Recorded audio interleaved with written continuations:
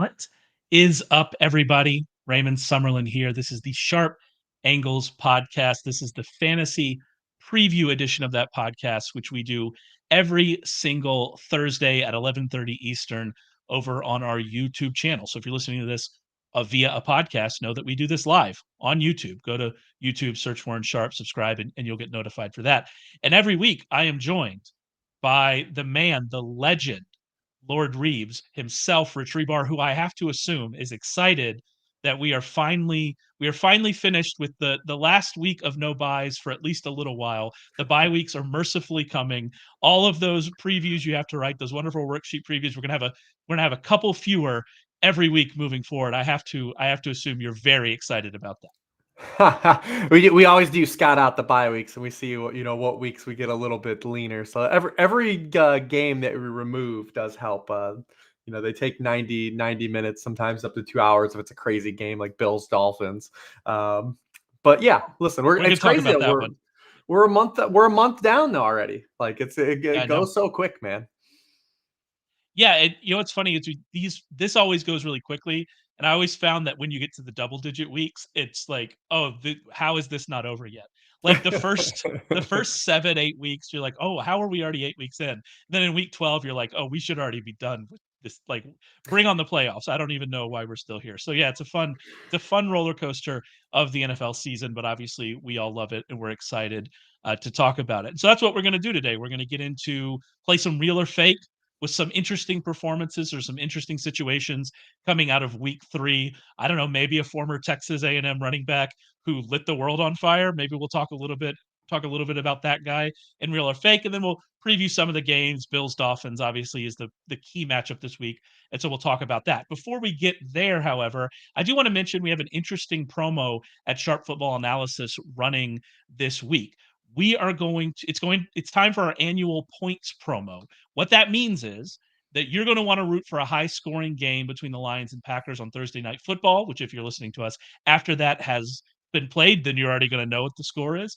Our next big discount will be the total number of points scored in that game. So the Lions beat the Packers 35-31. You'll be able to take advantage of a 66% discount site wide. That's a huge discount. So we're rooting for a lot of points. We're going to have Christian Watson active in that game. We're going to have Aaron Jones active in that game. It seems like we're going to have David Montgomery active in that game. We're going to have a lot of offense there. So we're hoping for a lot of points. If you're a fantasy customer but have been thinking of trying out the sports betting side, this could be the deal you're looking for. You're going to use the promo code POINTS to get the discount, and that will be applied after the game on Thursday night, and we find out how many points. It's an amazing promotion. It's run every year. Go and check it out. Promo code POINTS over at sharpfootballanalysis.com. All right, let's get to it. Real or fake? Let's talk about that former Texas A&M running back who those of you who don't know, I live in Central Texas. I have many Aggie friends, and they were very, very excited about the Devin Achane, the Devin Achane explosion. And so he's kind of our first topic here. And is it real? Is it fake? What are we doing with Devin Achane? I mean, obviously, the numbers we saw in in week 3, those are not real. That's not happening again. We're not seeing that again. However, are we going to see his usage continue? Are we going to see him continue to get enough touches to be fantasy viable? Kind of how are you viewing this situation? The first thing is real or fake is what is his name? Like, does it have an apostrophe? Does it not? Is it A chain? Is it Achane now? We were trying to we're all over the map here. So I would always pronounce it. So Achane is what sounds right to me, given right. where He I came grew out up. this week and said that wasn't right. It's like, man, what is going on?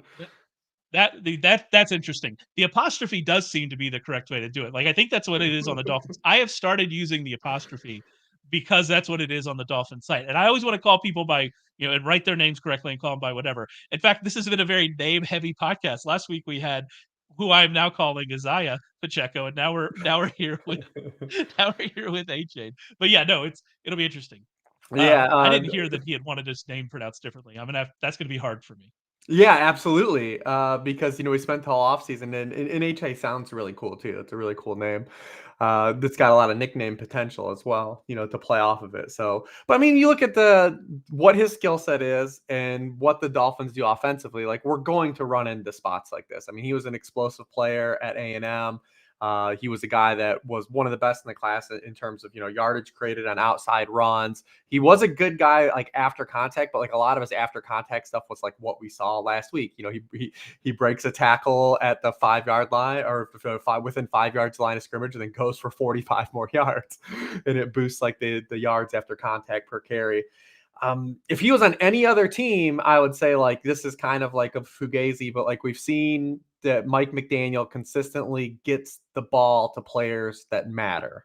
And, we saw a little bit of this heading into last week for DFS with Jalen Waddle being out. And a lot of people were like, oh, it's, Braxton Berrios going to get a bump. Is River Craycraft get a bump? Who's going to get a bump? The dudes that are fast and good at football.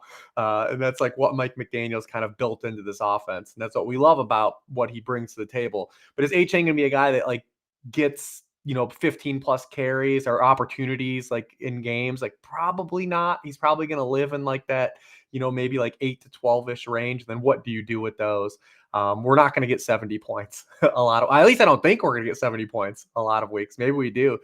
Maybe going back 2 weeks ago when Bill Belichick only allowed 24 points to the Dolphins, maybe that's proof that, Bill still maybe even has it, given what we've seen the first couple of weeks with the Dolphins offense. But I think you're probably, when you're looking at like a big play dependent, like kind of flex type of guy. It really does throw a little bit of a wrench in like the Raheem Mostert stuff, right? Like Raheem Mostert was looking like a locked in, like almost RB1. And he was getting out snapped and out touched by Achane in the first half of that game. So it does just add like a wrinkle of volatility here into like everybody, because running back stinks already. Like we were happy just to have like another guy that we can count on with Mostert. And like, what if he becomes volatile now? I think first of all, the Patriots thing, I've actually I think I wrote that in the power rankings over at Sharp Football Analysis. And it is interesting. I'm not sure the Patriots, I kind of don't think they're good because I just don't think the offense has it. But they now have played the Eagles tough and the Dolphins tough, and then obviously got the win against the Jets because Zach Wilson is, the worst quarterback in the league. So that team is interesting. I'm very interested in that team to watch. To your point about this split, Achane had 10 carries and Mostert had 7 in the first half. So it wasn't like this was Achane cleaning up in garbage time, although I suppose garbage time started pretty early in that game.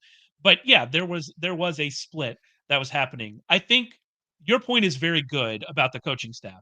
This is an offensive coaching staff that we expect to be able to use players like Achane correctly. Think if this team had Jahmyr Gibbs, and I think we would all be a lot more excited. And Ben Johnson's a very good offensive coordinator, but they have, I think, a bit of a different mindset with kind of the way they use him. If Gibbs was with Mike McDaniel, we'd have been much more excited about it because we're going to trust him to get these players into the places they need to be, and so that makes you excited about what Achane can do on a per touch basis. However, you have to be worried about those touches because I mean, it took a Salvon injury Ahmed injury for him to Achane to even get into the game, right? He was able to do this on some like historically big plays, or how many plays he was able to do. So I think this is kind of real in that McDaniel is going to use Achane correctly, but I also think that there's going to be a lot of 8 for 40 games that you're just not really that excited about. Yeah, 100%. And I mean, I also think the timing of it is interesting. Obviously the Ahmed injury propelled this, but going in just ahead of this like huge divisional game this weekend Yeah. and like having that wrinkle now, like, because the Bills were obviously preparing for a lot of things that they've seen, a lot of, the Tyreek Hill stuff, and Mostert got them last year in their second game. And now you just get this added wrinkle that they have to prepare for. So I do think that the timing of it, I think, was definitely, by design as well. So next up on our list is Deshaun Watson. We talked about him, I believe, on the podcast last week, where he was running into a matchup where he needed to perform well, and he did. So I guess we're excited about that. But are moving forward, they play the Ravens this week. Are we trusting this moving forward, or is it now just a situation where if he has a good matchup, we're going to be more confident in his ability to score fantasy?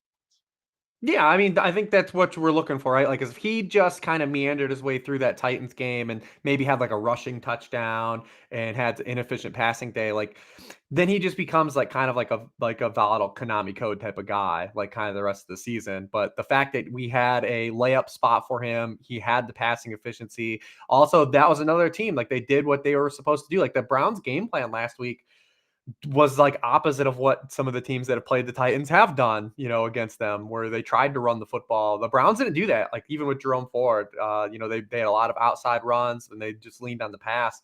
So it's a tougher spot this week. And then Watson has the bye, then he has 49ers. But then after that, we've got Colts, Seahawks, Cardinals. Like those are matchups we want to count on having like a locked in QB1.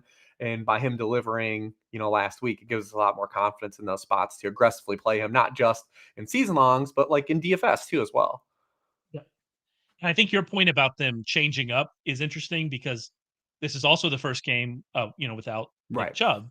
And so we have to kind of decide, is what they did, is that a result of the matchup exclusively, or are they going to try to change things moving forward? Because Jerome Ford, isn't it. Like and I know that was a really tough matchup last week, but his splits, you can just tell the difference between he and Nick Chubb by looking at yards before contact for both of them behind the same offensive line. Maybe Jerome Ford gets better, but I don't really think that that's the answer. Kareem Hunt's already hurt. I don't think they're going to be able to lean on this running game. And I could be very wrong about that. We'll see moving forward. It was obviously a very bad matchup for And the Ford, dude's getting but $320 we'll see. million. Like he's got to win some games on his own. Like, he got to punch up. That's right. That's the key, is that he needs to play, he needs to play better. And maybe the Browns need to build the offense more around them. Like I said, it was the Titans, but they 66.7% first half drop back rate last week, compared to 61% week 1 and 2. They pass more around the line of scrimmage. Watson's targets, intermediate and deep, so 10 yards or more, was down 10%. The percentage of his targets down the field. His off target rate was down to 6.1%, probably because of the way, they were using him. And so maybe these changes weren't just because of the Titans. Maybe it's something we'll see moving forward. But I think that's the real question. To your point, he has to do it. Like he has to do it. That's why you're paying this money. They need to make this happen. By the way, the Browns defense is unbelievable. Unbelievable. The Browns defense is giving up negative 0.64 yards before contact per run. On average, they're hitting running backs in the backfield. And they haven't played though they've just played Tennessee. And that is what they did. That defense is really incredible. Next up, we have CJ Stroud. CJ Stroud, I think we talked about him last week. CJ Right. Stroud's been quietly good, and then he comes out and just absolutely shreds to have a great fantasy day again. I know Warren Sharp wrote about CJ Stroud and kind of wrote about this game on the website, sharpfootballanalysis.com. So go and check that out. But I mean, the only regret I have from draft season is that I didn't have a distinctive, like a set tweet that said CJ Stroud is very clearly the quarterback one in this draft, because I believed that, but I don't have any evidence of it. What I can say is props to you and props for Ryan McChrystal. We're taking a week 4 victory lap. CJ Stroud is amazing. And I'm really excited about kind of where this offense can go. And I guess the question is, are we just trusting this offense moving forward and trusting this passing game? I think probably we still want, like, it's progressing. Like it's building. We're building that confidence of getting there. Definitely, I think if they do hit here, not that the Steelers are like this unbeatable defense. Like when they don't get pressure, we've seen them give up big plays. But like this is a nice punch forward versus the last 2 weeks of Colts Jaguars, right? So if they continue to progress, then we feel good. But I mean, listen, we've talked about it. They've had 4 offensive linemen injured. They're also still not just like confidently like winging it with him. They are when they have to, but this team's still trying to like run on early downs. They're getting themselves into consistently third downs and third and longs. And even last week, Stroud is bailing them out of these third down plays. It's a tough way to live in the NFL. So we still would love to see some more like a progression on early down passing. But listen, everything's moving forward. It's all going as planned. You've got to feel really good about it. If this is a spot that he does, I think he has like a top 15. I don't think he needs to be a QB1 this week. I think if he has like a top 15 like type performance, then like he's basically like a locked in QB2, and then like even streamable in like when the matchups come around, like they were the last 2 weeks. But yeah, he was QB1. He remains QB1. Hopefully, it sheds the stigma on Ohio State quarterbacks moving forward. He's reversing all the damage that Justin Fields is doing in uh Yes. in Chicago Yes. to the brand. Do you have a? You need to go and find. You need to search if you have like a definitive CJ Stroud as the QB1 tweet. You just need to retweet it We and be had shredding the several stadium. when the Panthers traded for that pick. I mean, me and Ryan did a show about, like, yes, this is like it. Like Stroud fits like exactly what Frank Reich wants to do. Perfect. Like this is perfect. Perfect. And then didn't happen. Yeah. And then they drafted Bryce Young. Yeah. Um, so Yeah, we're like we'll see. mad Bryce Andy Young is Dalton. even playing this weekend. Like we want Andy Dalton to play for like that game to pop DFS wise. Exactly. Yeah, we were very much hoping we were getting another week of Andy Dalton. That's where we've come to in Carolina. And by the way, I think Bryce Young will be fine and it'll Right. develop and be fine. And he has no weapons to work with. So I'm not taking shots at Bryce Young. But it was interesting that Andy Dalton comes in and then immediately the passing game works and he throws for what 361 yards. That's at least an interesting thing to watch. And then finally, I want to talk a little bit about this Chargers wide receiver situation because I think that to me, it's pretty clear who the number two wide receiver is with the Chargers. I do wonder if you haven't been paying close attention to it, if you might think it's actually Quentin Johnston. To me, it's very clear that it's Josh Palmer. Am I off base there, or kind of how are you viewing this situation now that Mike Williams is out for the season? Well, short term it is Josh Palmer, but how long does he hold it, right? Like That's a good question. Yeah, you've got multiple pulling factors here. One obviously is the draft capital that was invested into Quentin Johnston. Two, we have a very large sample of Josh Palmer not being very good. yeah. He played basically he played a ton of snaps. Like he led the team in targets last year, and just was not good on his opportunities. So how long does he hold on to that? Short term, yes, he's ahead of Quentin Johnston, but I still think big picture. If you're playing with a long game in fantasy, like there was a lot of crazy bids on Josh Palmer this week, especially in Yes. FFPC. And like we already have proof, like what is he winning you? Like he can be a glue guy. He can get you through as like a wide receiver 3 floor play. Maybe there's a little bit of upside here short term with Austin Eckler being out, right? Like because Big Mike was getting even more targets with Eckler out, so maybe that gives a little bit more trickle through Josh Palmer. But big picture, they are invested in Quentin Johnston succeeding. Like there's actual like tangible investment in having like Quentin Johnston work out. So big picture, I still think like he's like a guy you add to like benches now. Obviously, bye weeks make that with the bye week starting it makes it a little bit different. Not everyone has the luxury of having that roster spot they can tie up. But a lot of people are still holding like Jackson Smith and Jigba, right? Like, but like Quentin Johnston is like more of a runway now than even JSN does, and people are going to hold on to JSN for the upside angle. So I still think longer play if you're looking to win fantasy championships, that probably Quentin Johnston is going to impact that more than Josh Palmer. But for the immediate week 4, Josh Palmer is a wide receiver 3. He ran 97% of the team dropbacks with Mike Williams out of the game last week. Going back last year, that's 93%. He's got a great matchup against the Raiders. Justin Herbert looks like an amazing spot. And like I said, if Eckler's out, these targets got to go somewhere.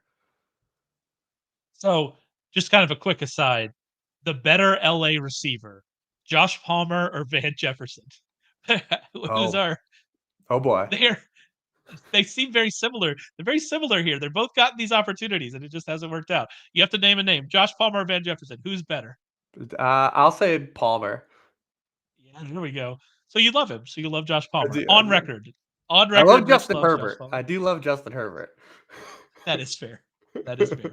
The one thing I'll say about Quentin Johnson is, and Ryan McChrystal has talked about this, is that he, while he might look like the type of receiver that would be outside and down the field, that is not what he was in college. That is not what his skill set is right now. That is not how the Chargers have been using him to this point. He has 7.13 air yards per target. 75% of his targets have been within 10 yards of the line of scrimmage, 37.5% behind the line of scrimmage. And so they have been using him as a closer line of scrimmage receiver, hoping to use his yards after catch ability, which is very good, and hoping for him to make big plays that way, which is not exactly the Mike Williams role, even though Mike Williams had been used around the field a little bit more this year. That is not the Mike Williams role.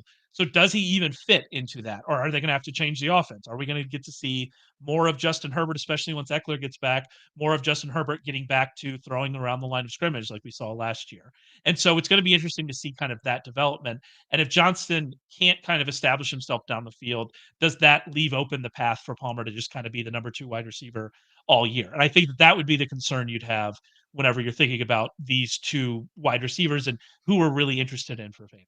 And the big thing is, we were ahead all summer of Keenan Allen in terms of price, and Keenan Allen looks like he's going to basically compete to potentially be like a top six. Keenan Allen's averaging more fantasy points per game than Tyreek Hill right now, which is crazy to think about, obviously. But just had the 18 catches, but he's been now. This goes back to midway through last year. His past 9 games, he's been a wide receiver one scorer 6 times, and he's outright led all wide receivers in scoring three times over those 9 weeks, which is like an extremely high rate, right? To actually be the highest scoring wide receiver 3 times in a 9 week span, that's significant. So Keenan Allen looks like he's going to smash. We just need him to stay on the field this year. Please stay healthy, Keenan. I'm very happy right now with all my Keenan Allen, Keenan Allen share rate. I'm very happy with it right now. Please stay healthy. Please stay healthy. All right, let's move on to talk about a few games this week.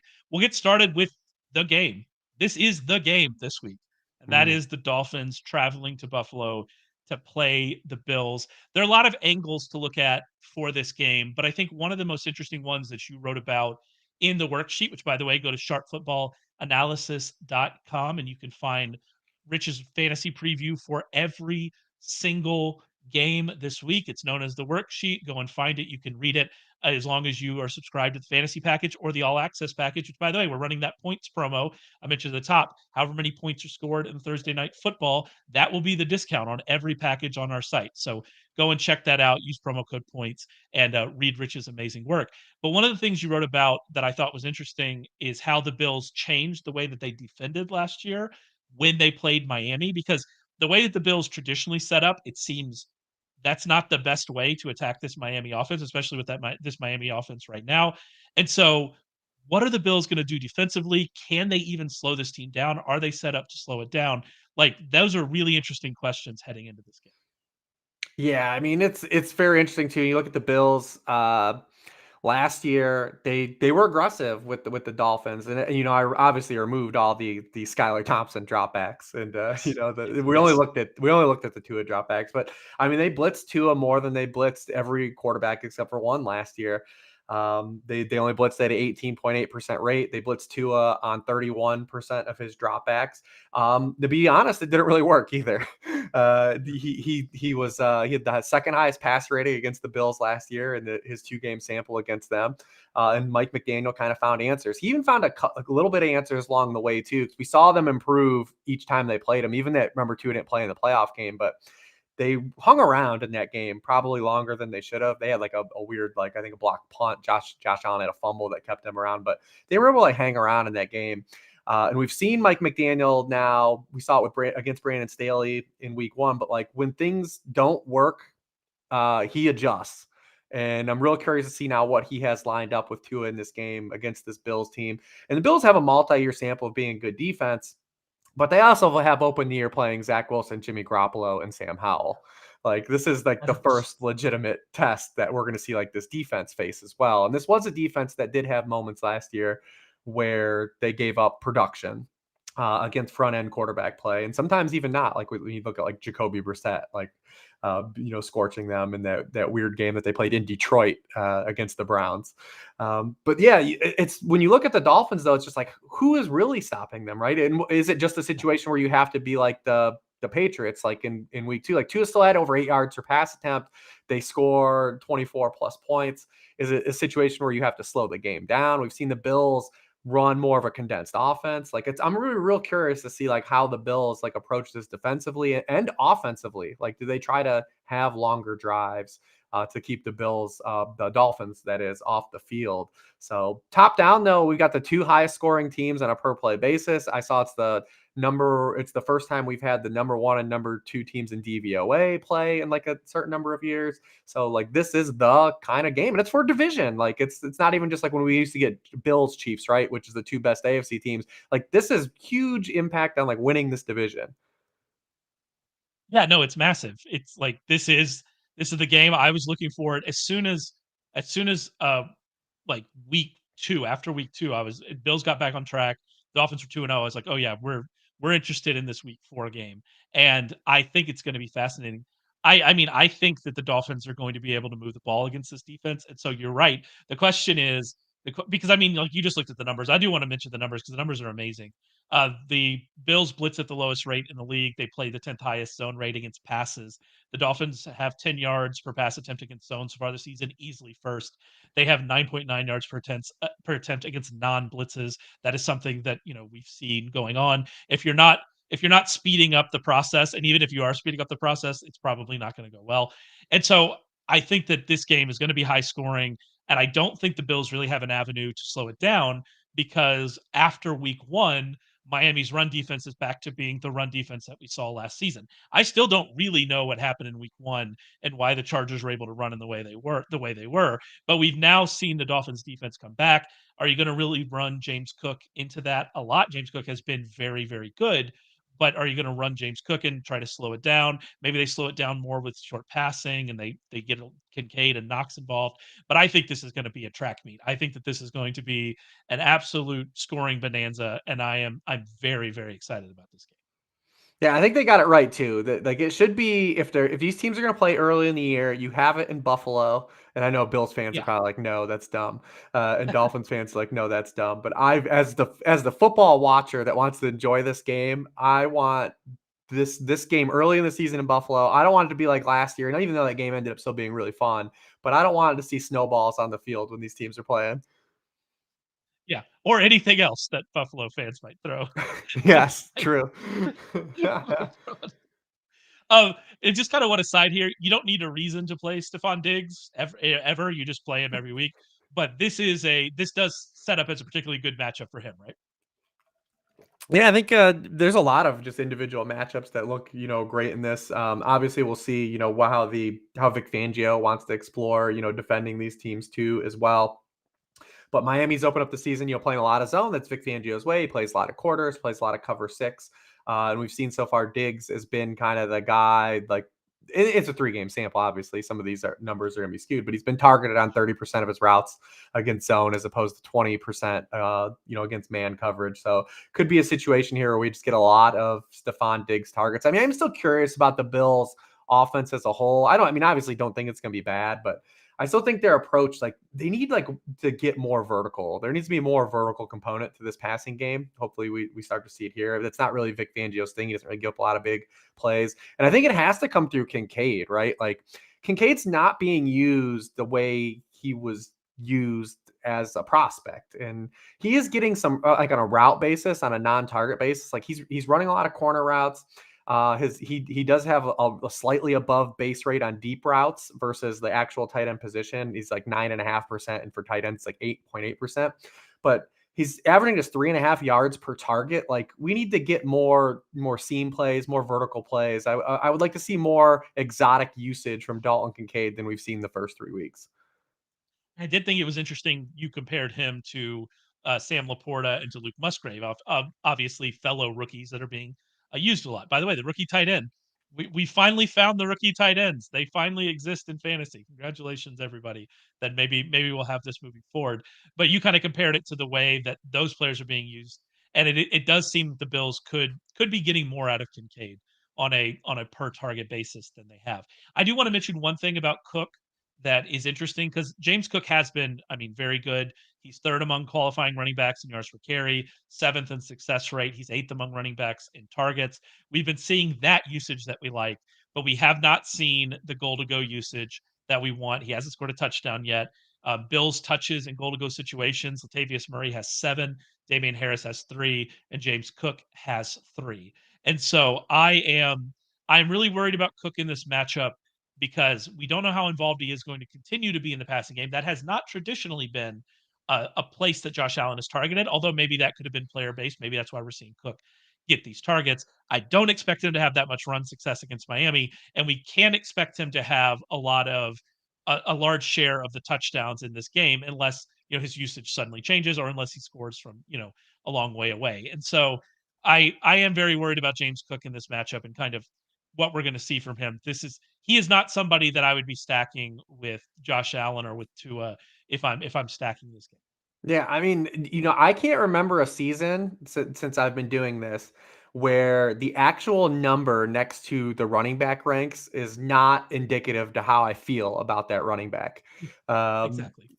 Just that you have to put another guy in order, right? Like it's like You should start putting blank spaces. Like just start putting blank yes, spots. I would love to do like RB1 Christian McCaffrey, RB2 Tony Pollard, and then like RB12. Like just go to the next guy. I mean, there are so many like faux running back ones that have to be ranked there just because of the state at the position. But like this is why I do like the worksheet write up games first before I do the actual rankings, because I want to actually have like a feel of what I expect from the player, not just like say like, all right, well, by default, because Josh Jacobs is getting 90% of the backfield touches, he has to be here over this next player. But do I feel great that he's going to have like this huge run out? And I can't remember a year, and we've had a lot of injuries. Obviously, Austin Eckler and Nick Chubb being removed already this early in the season. We are going to get Eckler back at least. It impacts things, but there are so many running backs. Like even when you rank like Travis Etienne, or you even bring up James Cook, like who can you really like? There's like a path here where James Cook clearly has like 50 total yards and doesn't have a touchdown. But like, what can you do if you have James Cook? Like you have to just Play play them. him. Like Yep. you have There's to no just play options. him. Yep. So it's crazy where we are with the running back position right now, because I've been doing rankings for a lot of years, over a decade now, and I can't remember a year where like the actual number isn't even like close to how I feel about like the actual running back performance. Yeah, and that's why I mentioned DFS with Cook, because Right. in redraft you're playing him. Like there's no option. Like I have Aaron Jones I'm a longtime fan of Aaron Jones, so I have Aaron Jones in a lot of leagues and a lot of dynasty leagues. I have Aaron Jones a lot of places, and we're recording this before Thursday night. It sounds like he's going to be playing on Thursday night. So if you listen to this after, you're already going to know how my night went. But he's going right back in the lineup because what else? Am I going to start Tyler Algier again? Like what are my options here with Aaron Jones? It really has been. It really is sad. Running back and tight end are just factories of sadness at this point. So I'm glad it. Good, happy Thursday morning to everybody. Us talking about these terrible, terrible situations. Week All right, 4 of 2023, where Zach Moss is like a bona fide standout running back. buddy. I wrote about before the season that Zach Moss was legitimately good at the end of last season, and that broken arm it is cost, but Jonathan Taylor, who? This is a Zach Moss podcast from Light it now on. up. Although Light it up. it does seem like Taylor's going to be back next week, right? Isn't that everything we've seen now? Yeah, it's good. So I mean, we do get Taylor back. Obviously, it's almost like a transitive property at this point, because where Zach Moss has been the past 2 games. But it would have been nice to get a running back to like fill a void. I guess that's Exactly. what we'll get back with Eckler. Yeah. Yeah, because Kelly's not. By the way, and I told Curtis this on the Sunday podcast. If you ever hear me talking about playing Josh Kelly in DFS again, please hit me. Stop me from doing it. Because if he's not doing it against the Vikings, it's not happening. Ah, that one hurt. That in a great DFS week, that one hurt for sure. All right, Yeah. let's talk a little bit about Seahawks and Giants playing on Monday night. We don't have any injury reports for them. We don't really have a lot of injury information when we record this on Thursday mornings. We don't have anything really for the Giants and the Seahawks. I do think that this game could change a little bit if the Seahawks get healthier in the secondary, get some of their players back, specifically Tariq Woolen. But I mean, right now, despite what we've seen the first 3 weeks, despite the 1.5 quarters of good play we've seen from Daniel Jones, right now this sets up as a pretty good spot for both Daniel Jones and Darren Waller. Yeah, I mean, this game in general has a lot of good spots, and this line is very interesting. The Giants Yeah. being favored here, obviously, because we've played 12 quarters of football, and the Giants have played 2 good quarters. Or they were down over 20 points, the Cardinals. And the Cardinals I are a think team giving them some benefit on 2 good quarters. Like there probably. there And was some and of that second half where I didn't know about. And you got the Daniel Jones. Obviously, Kirk Cousins gets like the prime time like narrative versus him. The Daniel Jones, the Giants are 1-12 in prime time with him, and we still have another Giants game in prime time 2 weeks from now against the Bills. We've this is already our third to start the season. They've gotten absolutely smoked in both of those, and I don't think the Seahawks are going to absolutely come in here and roll the Giants. I think this is very interesting. I've never really had a hard time wrapping my head around like like something, am I missing something super obvious here? Because I just think the Seahawks are a better team than the Giants. These teams played a year ago, and the Seahawks won that game too. It's very interesting to see, but like Daniel Jones has to play better football. He, like I said, he's played 2 good quarters of Full stop. football. Yep. What's that? Full stop. He just has to be better. And like this is Yes. just like the Deshaun Watson situation last week. You finally get a good matchup. You played the 49ers. You played a Cardinals defense that's, quietly been kind of good. You finally get a good matchup here with the Seahawks. You just have to do it. Like this is the time that you have to do it. This is why you got all that money. You have to play good in this matchup. And if he doesn't play, I'm sorry, play well in this matchup. I apologize, Miss Bro, my English teacher. You have to do well in this matchup, and if you don't, like, there's nothing. We can't trust this moving forward if he can't carve up the Seahawks defense that gave up 361 yards to Andy Dalton last week. He has to play better. Yeah, He just has to. every quarterback has thrown over 300 yards against them. And I mean, last Thursday, the Giants' game plan was deplorable. I mean, Brian Daboll is a guy that's built up a lot of good faith. I think he is one of the better coaches, but their game plan against the 49ers was absolute garbage. We've got also like this, they're not playing Jalen Hyatt at all, like the only guy that can really get downfield in this offense. Like he's not had any progressive usage in the offense through 3 weeks. You've got Saquon Barkley out of that game. They completely restrict Daniel Jones. He doesn't have any design. He's the fewest designed runs he's had all year. Just a really weird game plan. And it was a short week. These things happen, but like I would love to see now with 10 days, Brian Daboll actually come back and have a clear plan of attack. To me, the most obvious thing is what we've talked about with Seattle all year. And even, especially if they get Tariq Woolen back, we want to attack the middle of the field against this Yep. defense. And, we've had 2 of the 3 weeks. They haven't been able to get Darren Waller going. I don't think that's as big deal. I had someone in the Sunday chat asked me, like, what do they do with Darren Waller? And I'm like, well, it kind of makes sense that like we've had these struggles, right? Like, week 1, they get absolutely flooded by the Cowboys. The game just kind of goes crazy. And then the 49ers have been elite at defending tight ends for multiple years now, basically since Fred Warner has come into his own in that offense. So he's seeing him struggle. And he was really good against the Cardinals in week 2. So I think this is a spot where it is a clear lean on Darren Waller game, where you want to kind of, attack Seattle again is in the middle of the field, right? Like they faced 72 targets between the numbers this season. They've allowed 52 completions, 504 yards, 3 touchdowns. Waller leads the team in targets in that area of the field. He was a guy they talked about all offseason. Like this is where like you put pen to paper, and then we'll see if they get any of these other like wide receiver jamokes that are in this rotation involved. But I know you're going to talk about Wandale. I would talk What do about they do? Wandale later. Yeah. Yeah. But, especially if Tariq Woolen's back, like you have a spot to use this asset you went out and traded for. You built this passing game around. Now let's utilize him against a team that has a clear deficiency, like stopping what he's good at.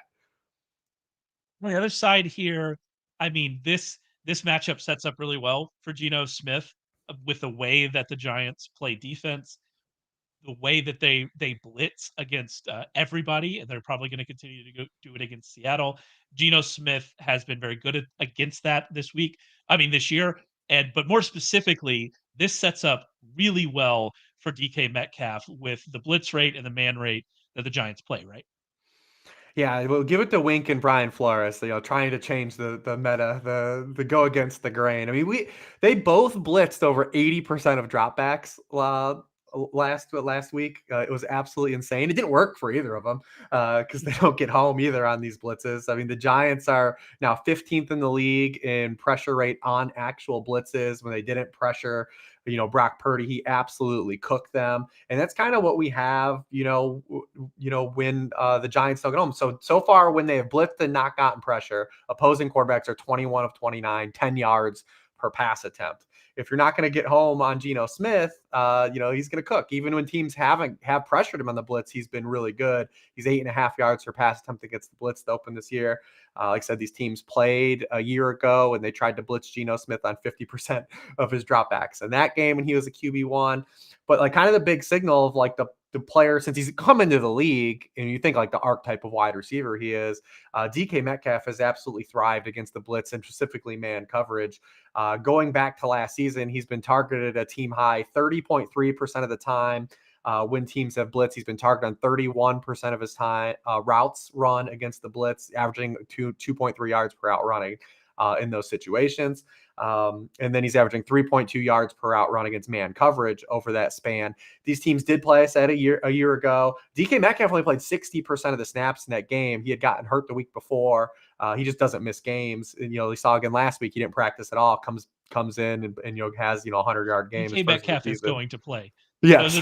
That's what you know. Right. DK Metcalf is Yep. going to play. The dude's superhuman. And he had 10 targets on just 60 snaps in that game. So there's a huge signal here that like Monday, I wish he was on the main slate. I'm really actually mad this game isn't on the main slate in general because of the Waller stuff. Plus we don't have like a lot of great back and forth games that look like high scoring on the main slate. So I'm just really bummed this one isn't there. But I think this could be a fun Monday night game. I think it's going to be different than the two previous Giants primetime games. And then when they play the Bills in 2 weeks, it will revert back to being the two previous Giants primetime games where they probably get flooded. Well, I'm glad you keep bringing up all the Giants primetime because on Sunday night we get the Jets, and we still have many of those to go as well. So But thank at you, New least that York, was one for like that just happened like through injury. Like they thought they were it getting makes Aaron sense. Rodgers. Exactly. Yeah, it makes sense. These Giants games, like you reap what you sow, NFL.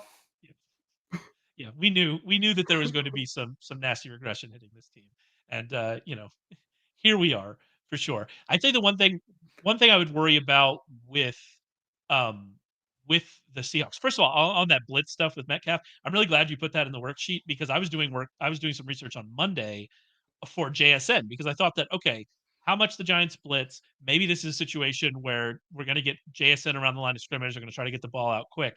But that is not what Seattle has done. They are not getting the ball out quick. They are throwing it to Metcalf. And so, yeah, I was really excited about that number.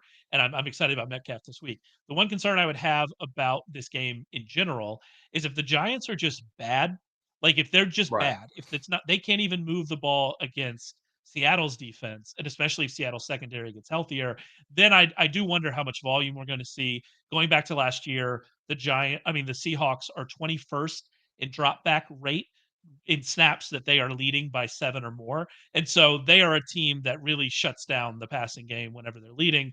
They are going to run the ball a lot. Maybe this is a better spot for Kenneth Walker than it looks because of that. And we know Kenneth Walker's usage has been really good. Although we did see more Zach Charbonnet last week with DJ Dallas out. So yeah, so that could be interesting. But yeah, that would be my one concern. Otherwise, this looks like a really good game. And finally, a fun game on Monday night. Let's have a fun Monday night game. That's what I'm looking And for. there's only one Monday Finally, night game this week. yeah, and yes, thank you for only having one Monday night game. I am. It was hard, I like the multi-view on YouTube TV, but following both those games on a Monday night after my after my ADHD medication has worn off for the day, that was really difficult. Tom asks about DK overprop. I actually haven't seen the over under on DK. Tom, if you post that in the chat, we can maybe talk about it a little bit. Yeah, that's a But Monday night game. It's Thursday, we're probably mornings. not going to have it. Yeah. Yeah. He does have a But prize I mean, pickup. I did see he does have a prize pickup if you go over there. so that could be interesting. In general, I would say I'm going to like the over on DK, but I'm not sure what that number is right now. All right, finally, we have the Rams and Colts here, which is a game I'm weirdly interested in. I Mhm. mean, the Rams have been surprising. They're 1-2, but they've been surprising, and they've played the 49ers and the Bengals tough and close. The Colts are 2-1, coming off a win against the Ravens. They're getting Anthony Richardson back. It seems like this game is set up great for us to get the return of the Stafford and Puka Nakua that we had in the first 2 weeks. And so I'm really excited to see kind of where that goes. And after Nakua, didn't have as big of a game on Monday night, I'm interested to see, how excited are people about him in DFS and wondering, is this a spot that we could get interesting here with Nakua? What are you thinking about this game? Ha, I mean, the dude had 5 for 70 and like everyone's like mad. Like it's just like imagine being your third career game and having 5 catches for 72 yards and like everyone's just like, Like ah. it was like 35 of those came on like one of the last plays, right? So I Yeah, think but that's but where still, like it's still like bottom it line, counts. like wide Exactly, it receiver, like counts. even the best wide receivers are volatile. Like like it's just crazy. Like the that's how good he was the first 2 games of his career. That just made 5 for 70 just feel like such like a just a letdown. For sure. But the Bengals did do some things that the Rams hadn't seen, defensively against them. They played man coverage 38% of the snaps. That was the highest rate the Rams have seen this season. It was the seventh highest rate for any team in week 3. And Nakua didn't get any targets against man coverage. Absolutely zero. He ran 16 routes against man coverage, 0 targets. Against zone, though, he was still targeted on 33% of his routes, which is still a massive number.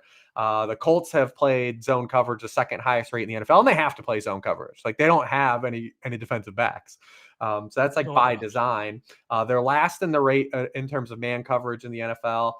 So through 3 weeks, he's been targeted on 39.6% of his routes against zone coverage, 18.8% after the 0% on Monday night. So I think it is just a good flop lag spot for him. We still at least have at least one week without Cooper Kupp. It sounded pretty ominous that even if he's going to be ready next week either, we'll stick a pin in that. We know he's not playing this week.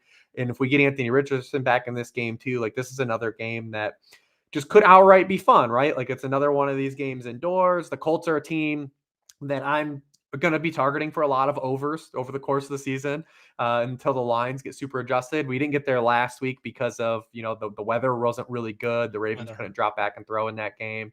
But it still almost ended up getting there by default, but I still think the Colts are going to play a lot of games that are relatively high scoring.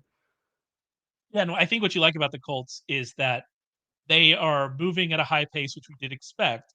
And that hasn't exactly resulted in a ton of plays for them, but they have faced a lot of plays because of kind of the way that they're running. And so that's going to lead to more overs. I do think the Colts pass catchers will be interesting to watch this week.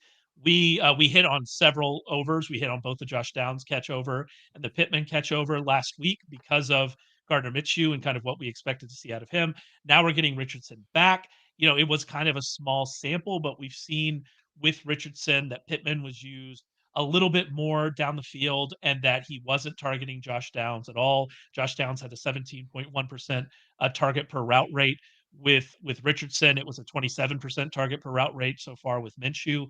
And so I think that Richardson coming back does hurt Downs. It could help Pittman. Maybe we see him a little more down the field.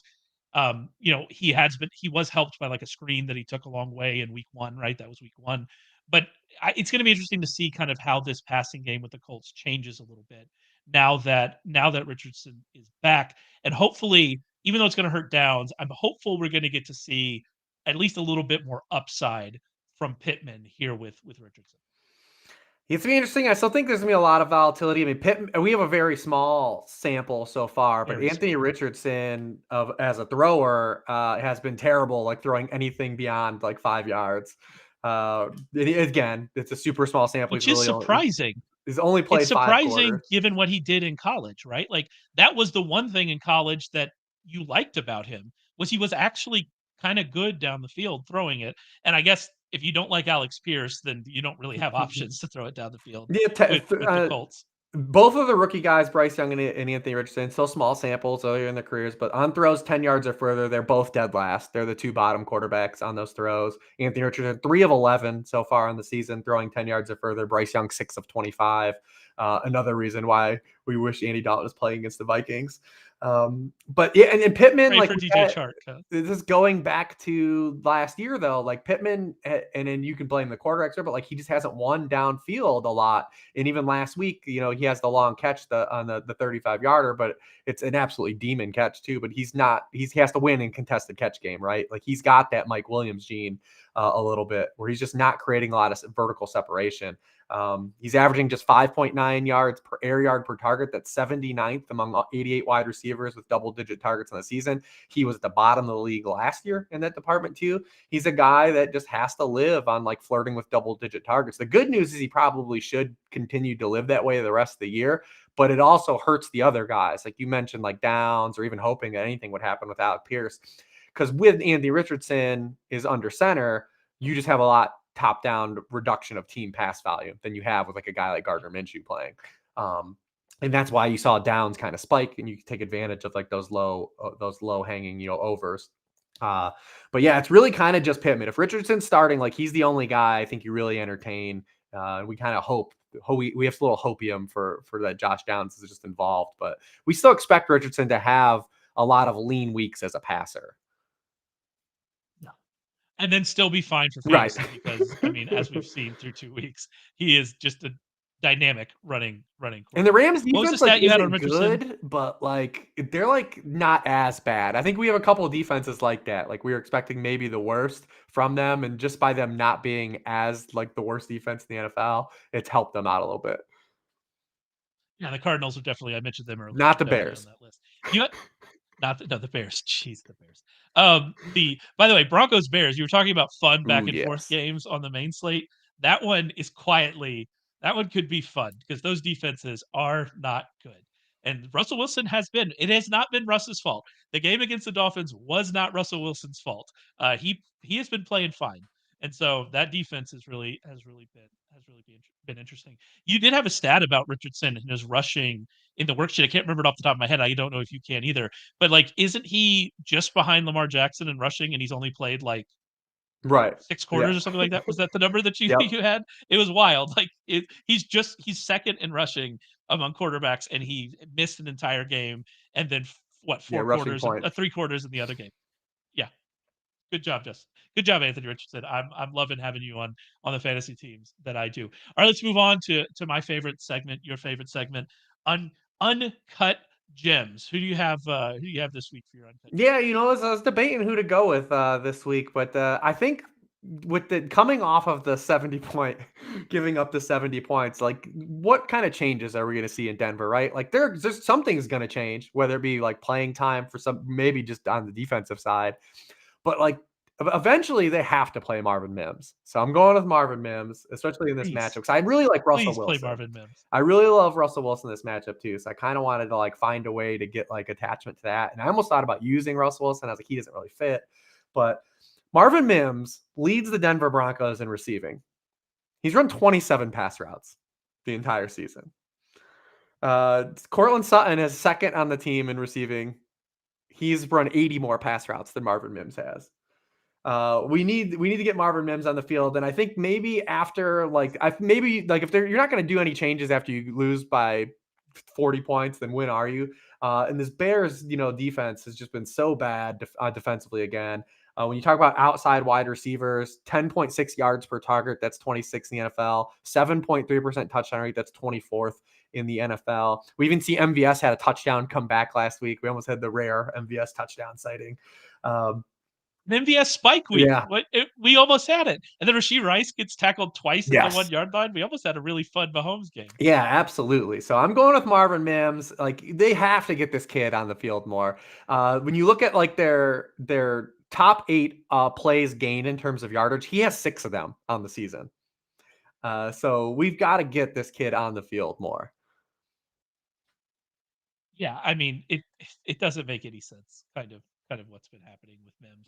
They have to get him on the field, and I do like that we're both kind of playing this same card. This please, please play this player more like that because I'm on Wan'Dale Robinson. Wan'Dale Robinson in his first game back from injury last week, he played only 25% of the dropbacks, but he was targeted on 55.6% of those routes. That was kind of their game plan, to be clear. But Paris Campbell was not targeted on quite as high a percentage. It was something like 42, 43%. And so, that was good. Paris Campbell is not doing anything that would keep Wan'Dale Robinson off of the field. I think that Wan'Dale Robinson is a better playmaker. And this situation playing Seattle, this is a really good situation. We mentioned it with Darren Waller. That means it's also a really good situation for the slot receivers as well. The Seahawks have given up the most yards and 10.1 yards per attempt to slot receivers so far this season. This is a great situation for Robinson. What I'll say is that this is more for single game DFS or really deep leagues because we don't know if we're going to see that volume increase, that route participation increase. But it has to at some point. They have to make some changes. It's not working with Paris Campbell. Get Wan'Dale Robinson on the field more. Get that playmaking on the field as he gets healthier. And I'm hoping that we see more of them this week, and he's able to take advantage in this really good matchup. I'm assuming you feel the same way about Mims, by the way, where we're using him. We're using him deep. We're using him in DFS, right? Is that kind of what you're talking about? Yeah, I mean, obviously, you're probably not going to, Mims is just not getting the type of run out where you're probably going to elevate him with no bye weeks, to be like a starter in your fantasy lineup, more of like, stacks with Russ and stuff like that. Wan'Dale, going back to last year, I mean, he's been targeted on 26% of his routes run since he's been in the NFL. We only have 138 route sample because of the injury, but when he's been on the field, he's earned targets. So, hey, we just need that route participation to climb, because we've seen it now through the opening 3 weeks of the season. Like, this team needs like a reliable pass catcher. They have to. That's why to me they have to start getting him more involved. And I mean, maybe he's not healthy enough for that. I don't know, but start getting him more involved for sure. All right, closing thoughts. We're almost done here. Looking ahead to week 4. What are you paying attention to? What are you looking for aside from obviously the barn burner that will be the Broncos and Bears? It's crazy coming into this weekend and thinking I really, really wish Andy Dalton and Jimmy Garoppolo are going to play, to at least help those game environments. It looks like Dalton definitely won't play. We'll go back to Bryce Young, and hopefully, fingers crossed. Maybe we're just overthinking it. Maybe this is a spot where Bryce Young gets right. Maybe, maybe, fingers crossed. Definitely that guy. We want Garoppolo to play. Definitely don't want to see Brian Hoyer play though in that game, because both of those Or defenses. will it even be Brian Hoyer? It could be Aiden O'Connell. That Potentially. might be fun. Yeah. I don't Both know. of those He played defenses well in the have been preseason. so bad, the Chargers and the Raiders, to open the season. So we'd love to be able to attack that game too. Like you said, we're looking for stuff. And I'm real curious too, Alvin Kamara. I want to see what his role is. Obviously, everything's kind of gone his way over the start of the season for the Saints. Jamal Williams gets hurt. Kendre Miller hasn't been able to get on the field or be effective. So he's kind of walking back into this environment where he could potentially be like the clear, like not even in a timeshare, like be back to like being a full-time workhorse running back. And he's a guy that really wasn't good last year.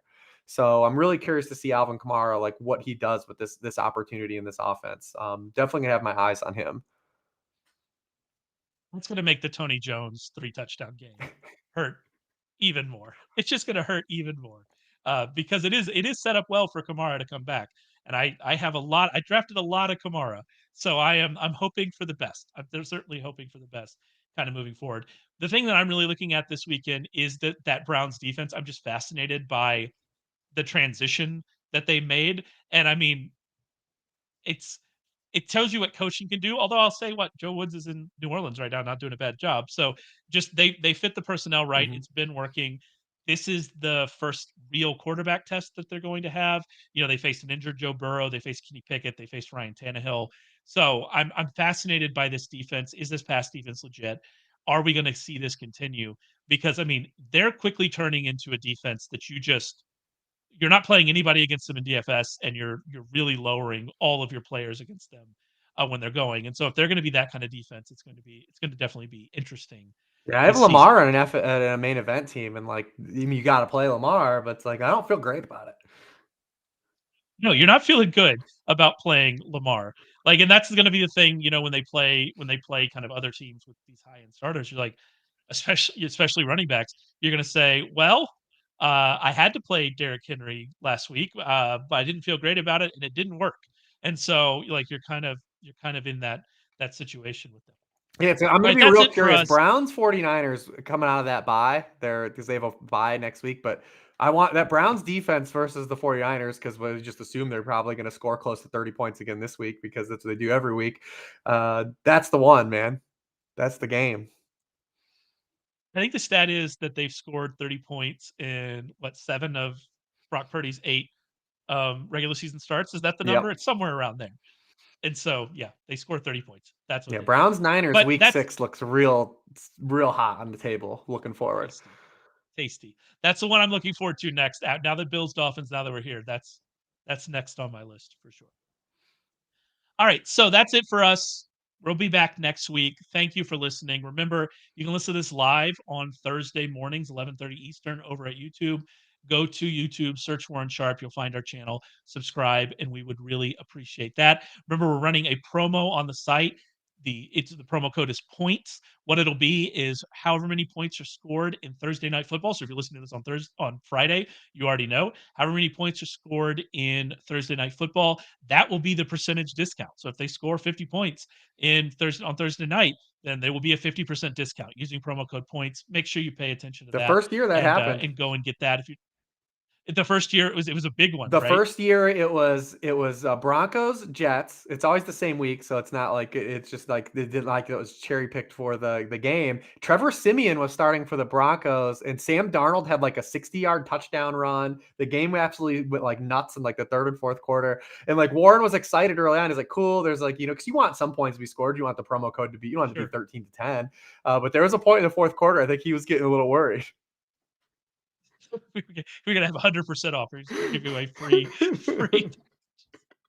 Yeah, future Jet starter, Trevor Siemian. Future Jet starter, Trevor Siemian. All right, that's enough for us. We're gonna get out of here. Thanks for listening. We'll be back next week, and have a good week and good luck this week.